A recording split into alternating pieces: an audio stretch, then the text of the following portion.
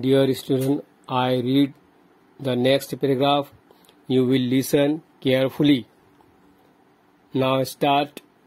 The most powerful among the three disciples is Sun Wukong. Everything about him is extraordinary.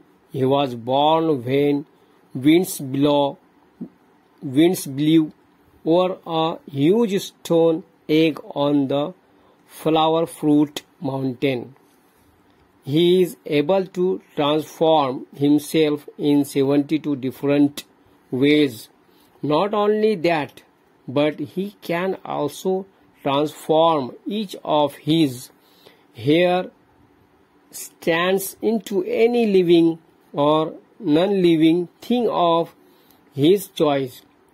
His As You Wish gold-banded kajal is also magical. It can grow as big as a pillar supporting the sky, but at other times it becomes as tiny as a needle. Then the Monkey King just tucks it away behind his ear